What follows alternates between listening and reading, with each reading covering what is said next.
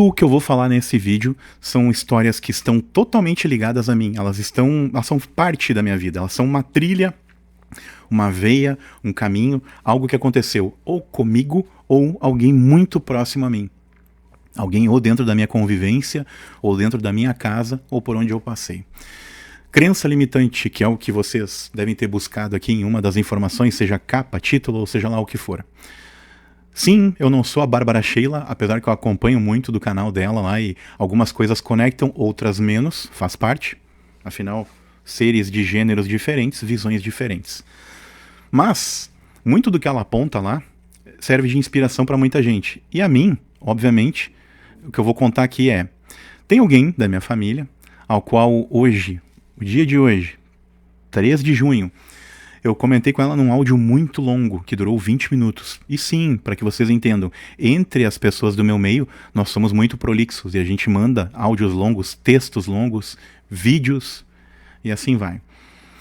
E uma coisa que eu comentei hoje, uma pessoa do meu meio, ela sempre teve muito medo de algumas coisas, e principalmente nos últimos 15, 20 anos ainda ficou pior. E numa outra ponta, ela é cheia, além das crenças limitantes, ela é cheia de medo. Então ela se limita, ela se coloca em bolhas do qual ela nem faz parte. Mas ela vai lá e coloca essa nuvem densa sobre si, e acaba que muitas vezes ela não se dá a oportunidade de fazer coisas importantes. E quando eu falo assim em sentido feminino, é porque a gente sabe, tá?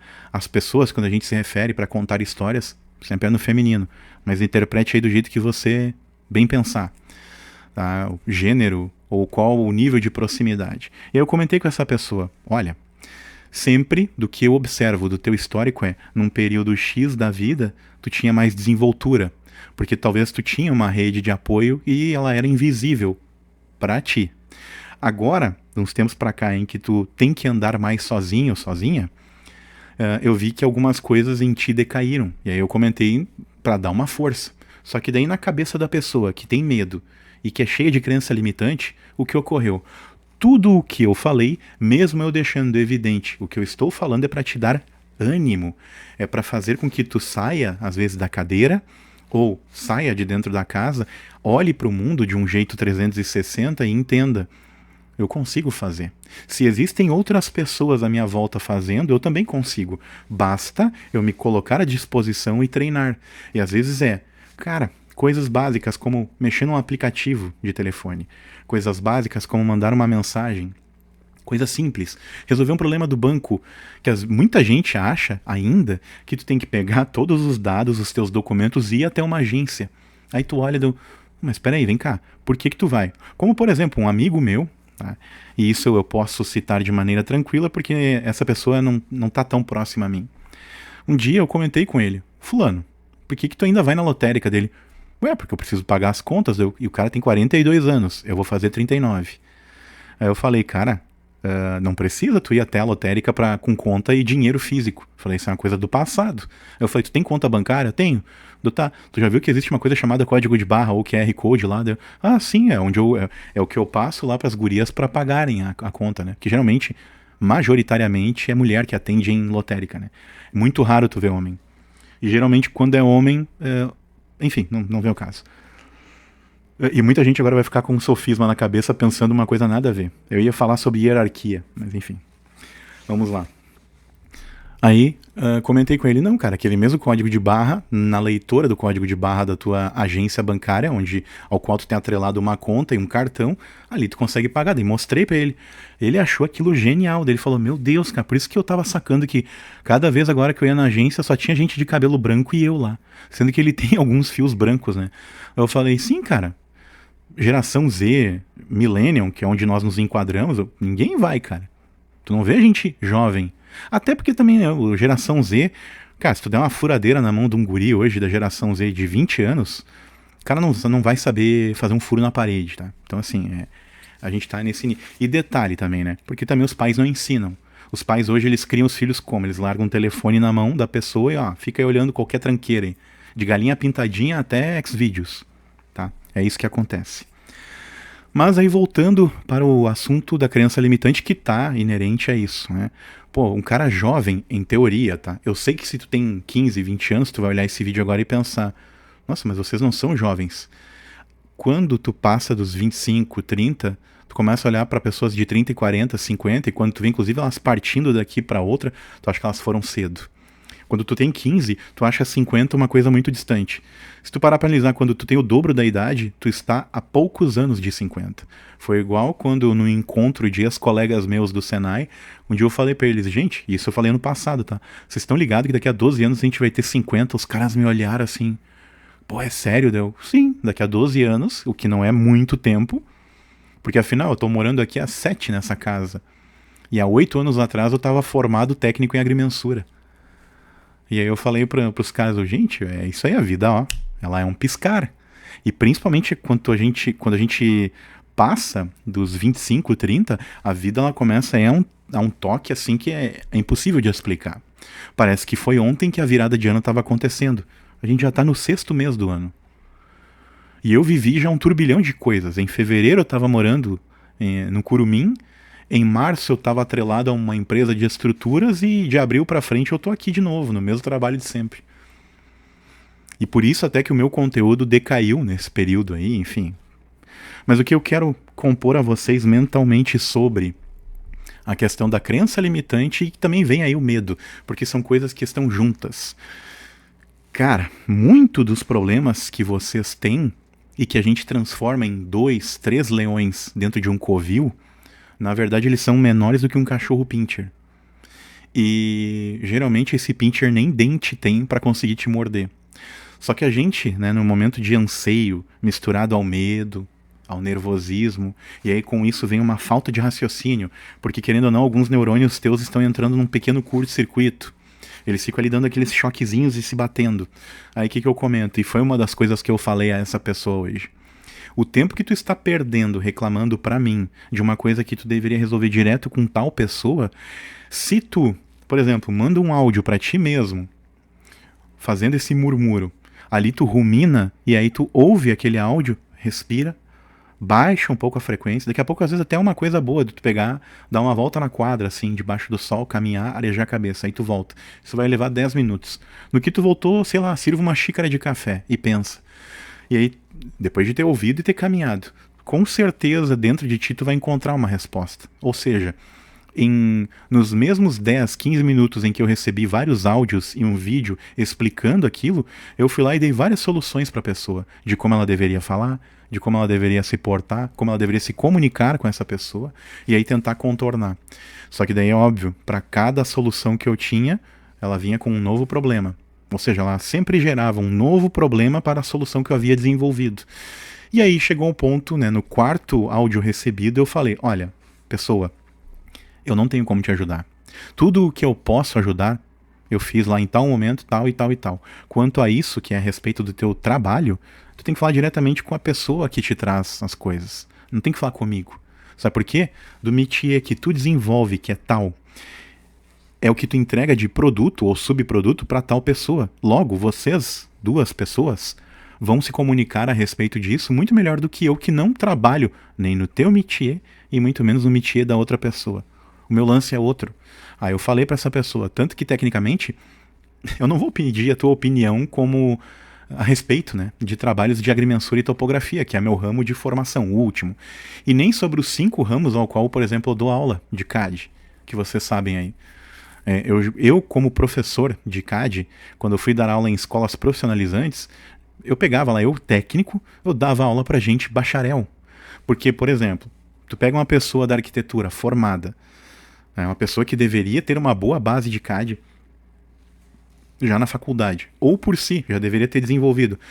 Claro que alguns aí torcem o nariz e dizem, tem que usar Revit. Sempre tem os defensores do Revit. O detalhe tá, pega a licitação de prefeitura ou pega o material, os softwares que uma prefeitura possui. Duvido que dos 5.000 municípios que existem no Brasil, que tenham 1.000 prefeituras que tenham Revit. Duvido. Mas eu duvido mesmo. Se bobear, não tem nem 5% das prefeituras que tenham software Revit. Porque a maioria das prefeituras ainda usa CAD pirata, software pirata. Sim, pasmem. E aí todo mundo agora, se chegou a esse ponto do vídeo, vai pensar, tá, mas o que isso tem a ver com a crença limitante? É que vocês às vezes não conseguem juntar, não conseguem fazer as conexões do que eu tô falando. É que o detalhe é, a pessoa em tudo que ela teceu de comentários comigo, ela colocou problemas. Eu trouxe a solução com a comunicação. Sabe hoje qual é o mal do século? Desde que nós viramos do fim de 99 para 2000. Ali nós saímos do século 20 para o 21. Para quem não entende isso, o século 1, o século primeiro, na verdade, ou, aliás, o século 0, é da partida de Cristo até o ano 100. Ali foi o século 0, em teoria, ou o século 1.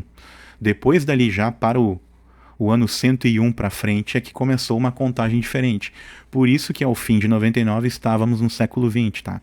Basta vocês colocarem aí no papel, vocês vão conseguir compreender o que eu falei. Mesmo que eu tenha errado entre 0 e 1, vocês vão chegar no número 20 de 1900 para 2000, beleza? Tá. Então assim, nós deveríamos hoje, com o auge da tecnologia, o auge da terceira ou quarta revolução industrial, com tudo que nós temos ao nosso dispor, nós deveríamos falar hoje o melhor português já visto na história. No entanto, o que a gente vê? Caras formando frases horríveis. Basta vocês olharem uma entrevista de pessoas, por exemplo, no centro do Rio de Janeiro em 1970. As pessoas liam e as pessoas se comunicavam muito bem, falando um português invejável nos dias de hoje, tão bom ou superior ao meu atual. E isso que eu não sou dos melhores. Tem gente melhor falando. Mas eu não passo muita vergonha não com a minha oratória. Só que as pessoas da época, elas pareciam os nossos professores dos anos 90. Que hoje a gente não tem mais, tá? Se a gente for olhar aí nas redes municipais e estaduais hoje de ensino público, que cuidam ali do ensino fundamental e médio, a gente vê uma linguagem muito ruim. Então, eu, mesmo com todo o vocabulário, toda a oratória, ajudando a pessoa a desenvolver um raciocínio para que ela conseguisse resolver o seu problema, mesmo sem eu ser o técnico devido, ainda assim a pessoa achou que o tempo inteiro eu estava pisando, falando coisas negativas e eu só estava dizendo, não, é o contrário, é a antítese do que tu tá pensando. Eu tô te dando ânimo, eu tô te dando a injeção e a forma que talvez se tu mudar um pouco o teu vocabulário, tu consiga entregar pra pessoa o que ela precisa ouvir de uma maneira tranquila, sem ofensas, sem levar aquilo na maldade. É um jeito diplomático. Tu pediu minha opinião, eu estou dando minha opinião. Agora, se tu não tivesse pedido minha opinião, eu só ouviria talvez. O que isso tem a ver para quem teve paciência de ficar até o final? Vocês lembram quando no começo eu citei leões e quando eu citei pincher, sem dentes, né? Então, vamos lá. Crença limitante é o fato de tu ter medo. É o fato de tu deixar com que talvez o que tu acredite ser falta de preparo, na verdade está ligado a isso. Então, essas duas coisas unidas transformam-se em desespero. O desespero começa a colocar sinais em ti que não tem, de que tu não consegue fazer. E aí eu vou citar um outro exemplo para vocês agora, bem interessante. Esse é totalmente ligado a mim. Quando eu, com 21 anos, fui fazer a carteira de motorista, e aí, também, antes que venham as críticas, poxa, eu com 14, aliás, com 18, fui correndo lá fazer. Eu não tive incentivo disso. E eu não estou falando agora para que vocês tenham pena. Só estou contando os fatos como eles são. Aos 18 anos, eu não tinha o pai por perto. E eu tinha que pagar pensão para estar em casa. Ou seja, mais da metade do meu salário eu tinha que deixar em casa para ajudar nas contas da casa. Luz, água, enfim, né? Telefone, comida, obviamente, né? Então, se eu tivesse morando em outro lugar, eu teria que pagar aluguel e mais as coisas da casa, né? Eu morando com a minha mãe, eu dava pensão, eu ajudava. Até porque minha mãe ganhando o ordenado que ganhava era obrigada a ter uma ajuda, né? Com um marmanjo aqui morando. Então ela nem precisava pedir. Chegava o meu pagamento, a gente olhava, tá, e aí vamos pro mercado e vamos fazer lá o que precisa. Vamos comprar. Tá.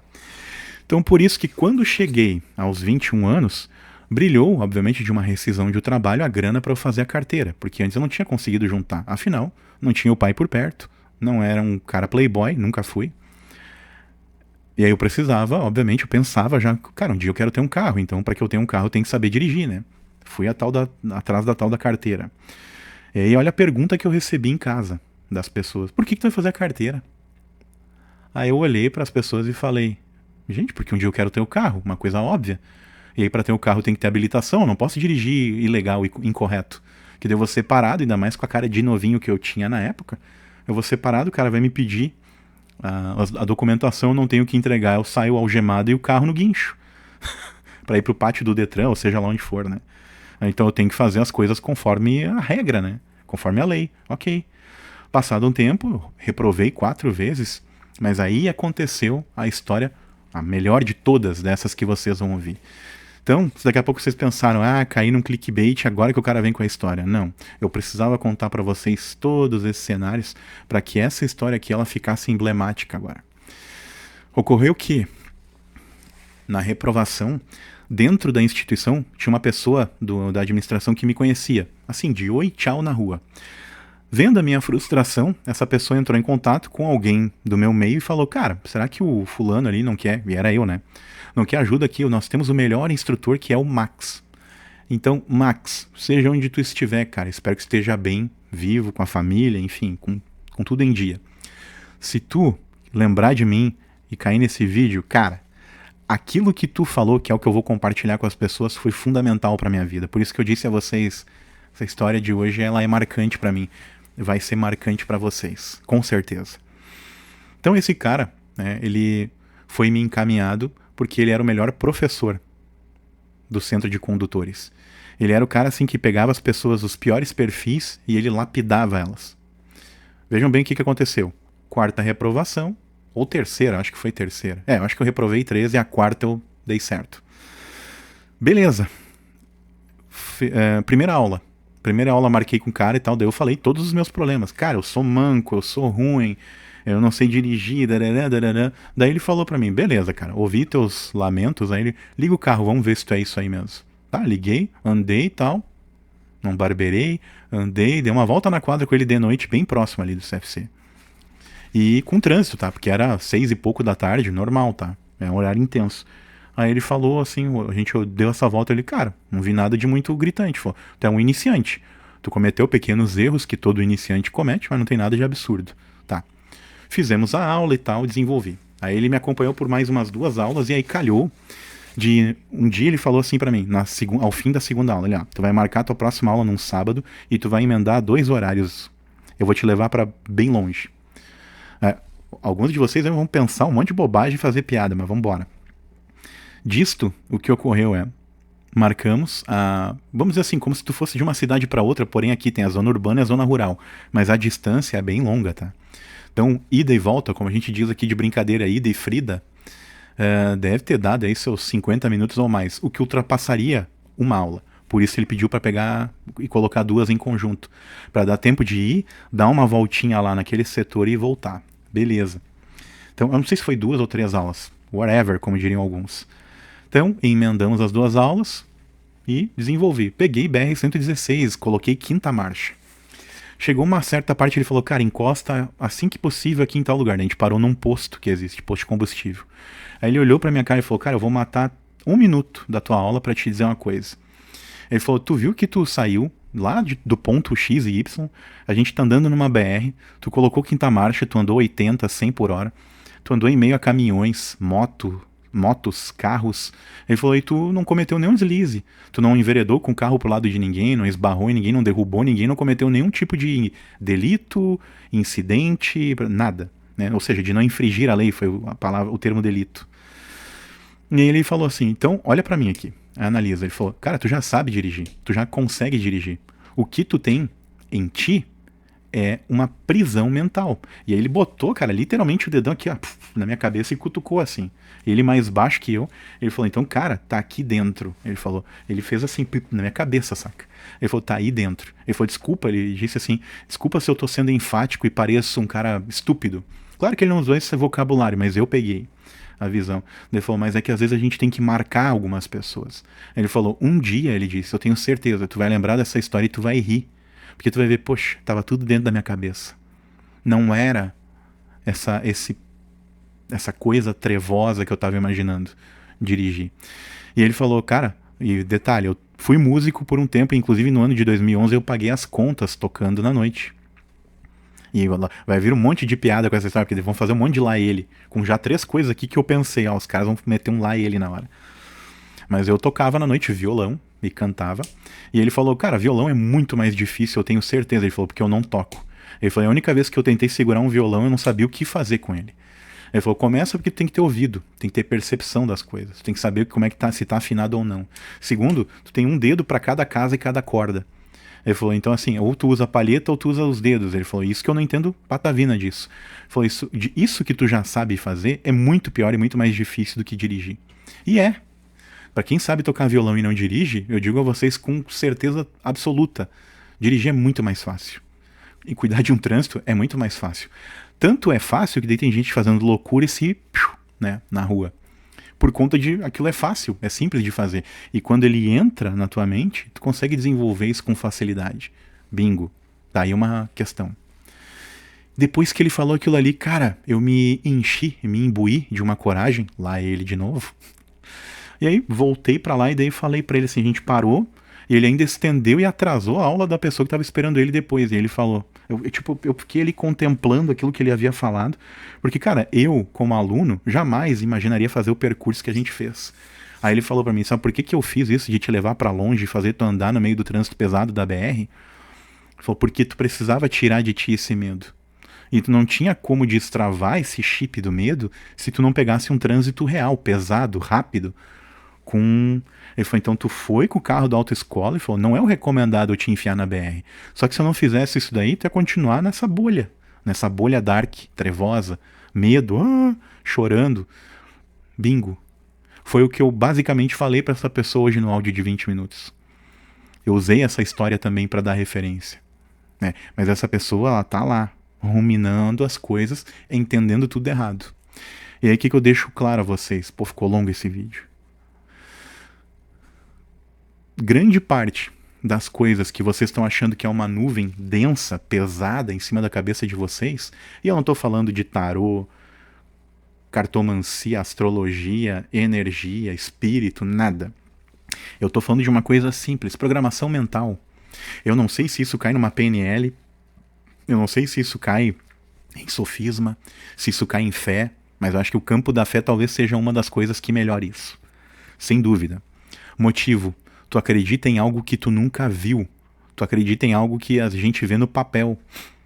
A gente vê as coisas físicas acontecendo na natureza e para nós, obviamente, é Mãe Terra, Gaia, não é Deus. Mas a gente acredita nele, mesmo sem vê-lo. Mas ele manda mensagens. Só que tem um detalhe. Deus, Jesus, ele é sutil.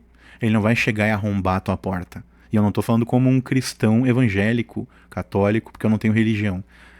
Eu faço estudo bíblico contrariando mentalmente um monte de coisa que eu ouço lá do que pastor, padre pregam. E vocês sabem, eu nunca deixei aqui de colocar a vocês que a minha crença hoje, a coisa que mais conecta comigo é o espiritismo. Porque eu não creio que a gente não receba comunicação do outro lado. O telefone toca de lá pra cá, de vez em quando. Uns atendem, outros não. Tem que estar também disposto a isso. Mas eu creio em reencarnação. É um jeito que eu consigo lidar com as coisas. Não estou aqui para tripudiar, dizer que está errado ou não. Não, sabe por quê? Porque quando eu vou à igreja, eu escuto um monte de coisa sendo dita que é errada, que eu olho, cara, para mim isso é o certo. Para vocês pode ser errado, mas eu vou lá. Só que eu não vou lá para brigar, contrariar ninguém. Mas fé é uma coisa importante. E o que eu quero deixar aqui neste final de vídeo, claro a vocês, é sempre o problema é bem menor do que a gente imagina. Nós criamos um fantasma, uma nuvem densa, trevosa e rigorosa, muito maior do que é de fato. Existem problemas graves? Sim, saúde.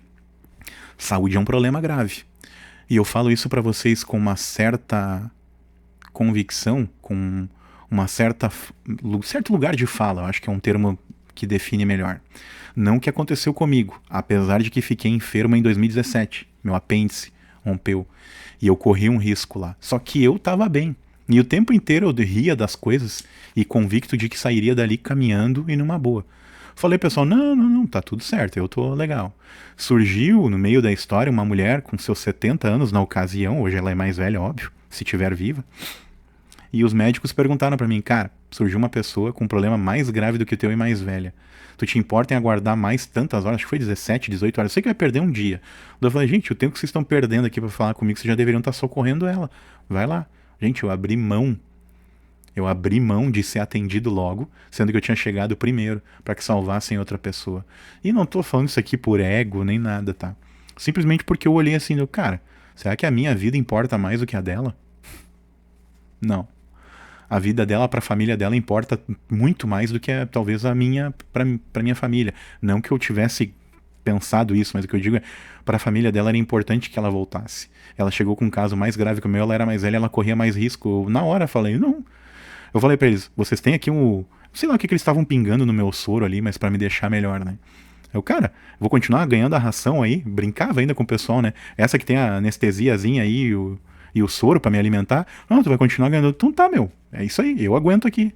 Vai lá e socorre ela. O pessoal riu, encheu o olho d'água, porque viram assim, pô, o cara abriu mão do salvar dele pra que a gente salve uma outra que tá pior. Cara, eu acho que é o mínimo que a gente deveria fazer, né, no caso. Porque eu pensei, tá, se eu tenho grande chance de ainda assim, com a dor, eles só falaram, não, teu caso só vai ficar grave se o teu estourar. E ele tava do tamanho da minha mão fechada, o meu apêndice. Uma coisa que era pra ser desse tamanho tava maior do que a minha mão. Eles falaram, não, tu tá a ponto de estourar, mas o teu não estourou. O dela tá pior do que o teu. Eles abriram ela e o dela estourou. Mas ela tá viva, ela saiu bem. Depois ela me procurou e veio me agradecer. Daí eu falei, não precisa me agradecer nada. Eu falei, foi tudo lá em cima. Não tem eu e tu aqui na história. Eu e tu, a gente tava precisando de ser salvo. Aí eu apontei pra junta médica ali, enfermeiras. Esses caras aqui receberam o comando lá. Aí, de novo, o pessoal encheu o olho d'água, tá? E um caso que aconteceu com alguém da minha família. Né? Uma pessoa que teve um problema com uma dissecção da veia aorta. E essa pessoa passou muito mal. Ela quase foi. Chegou um dia que a junta médica informou a minha família. Venham se despedir dessa pessoa. Naquela hora eu vi que eu não tinha problema nenhum. Mesmo com todas as barreiras financeiras que eu estava enfrentando na ocasião. E tô passando agora por dificuldade financeira. O pessoal acha que eu tô vendendo pra caramba, que eu tô bem. Não. Mas eu tenho aqui vamos dizer assim, a hombridade de falar pra vocês a coisa como ela é. Né? Tá tudo bem complicado na minha vida nesse momento. E não porque eu tenha me atrapalhado e não saiba lidar com dinheiro. Não. Coisas que se eu for tentar explicar, o vídeo vai ter 3 horas. Mas o que eu quero deixar claro a vocês, os problemas, nenhum problema é maior do que estar numa maca prestes a partir. Saúde é a primeira coisa. Então, todo dia, quando tu acorda, tu já tem o que agradecer. Em segundo lugar, problema financeiro, ele é superado com inteligência e com paciência. Logo, se medo e crença limitante forem maiores do que essas duas coisas, nem adiantava aqui tu ter clicado nesse vídeo. Tu tem que ter inteligência e ter paciência. Inteligência e paciência vão superar crença limitante, medo, sofisma e tudo que tu tem. Só que para tu ter essas duas coisas, a primeira coisa que tu tem que ter é a saúde. Sem ela, nada do que eu falei aqui é tudo balela. O vídeo inteiro é uma balela se tu tá numa maca prestes a ir pro outro lado. Mas hoje eu tive a prova quando essa pessoa veio me pedir lá a opinião ou veio desabafar. Daí eu falei, tu não tem que desabafar comigo. Tem que pegar e falar direto com a pessoa e resolver. Comunicação. E por isso também eu citei que na era da melhor comunicação que nós deveríamos ter, tem pessoas aí falando tudo errado. Falando um monte de gíria, não se preocupando em... Eu não estou falando de requintar o português, mas eu falo de melhorar a maneira com que tu te comunica. Te portar tentando ser minimamente técnico ao falar. Não no sentido de que a gente só tem que ter técnico, gente pragmática, não. Mas uma oratória que traduza as ideias. E é isso. Eu acho que eu passei para vocês a mensagem. A crença limitante, ela sempre será vencida com a saúde, com inteligência e paciência. Não há outra maneira. Aí é óbvio, né? Tu tem que ter a persistência, porque assim, tu vai ouvir muito não na tua vida. Eu ouvi um monte de não até que eu consegui um dia entrar numa banda de baile. Mas antes disso, eu fiz teste em umas 3 ou 4 bandas. Ninguém me queria. E também porque eu tentei do jeito errado, né? Eu tentei entrar cantando já direto e eu não era um bom vocal. Eu não tinha a firmeza vocal necessária. Mas era o que eu queria. Por uma questão também egóica. Quando eu fui lá fazer o que eu sabia, que era tocar contrabaixo, na hora, os caras olharam, pô, o cara é bom. Não bom de virtuoso, excelente. Não, o cara é bom. Ele faz o feijão com arroz bem feito. Ali ele se garante em... Ele toca exatamente o que ele ouve no play lá do CD dele. Bingo. O primeiro teste que eu fiz como baixista e não como vocalista, eu aprovei. Aí eu comecei errado. Aí eu vi vi o meu rosto estampado num ônibus. E aí um dia eu pude esfregar na cara de todo mundo, ó, vocês disseram que eu não ia conseguir, né? Bingo, tá ali. Crença limitante. E isso veio logo depois de eu ter feito a carteira de motorista, tá? Então, para que vocês vejam, foram várias quebras. Então, ao contrário do que muita gente pensa aqui que eu tô rico fazendo vídeo na internet, não. Mas eu tenho certeza de onde eu vou chegar. Eu tenho convicção. E eu já consigo até sorrir. Sabe por quê? Tá tudo aqui. Aqui dentro já aconteceu. Aqui dentro já houve isso. Aqui dentro já houve isso. Agora basta eu olhar para as coisas e entender, beleza, eu tô no último aprendizado. Daqui para frente o que vai acontecer? E soltar. Tá dentro de ti. Sempre esteve dentro de ti. Só que tu tem que dar um tempo e olhar para dentro de ti e enxergar isso. Não tem como eu fazer isso. É tu e o espelho, meu. Se os vídeos do canal Cortina Preta conversam com você ou lhe tocam de alguma maneira, fica aqui disponível os links, tanto abaixo do banner como também na descrição desses vídeos, para que você ou contribua com o canal ou compre alguns dos cursos. A minha missão é deixar você perceber o mundo 360 graus à sua volta.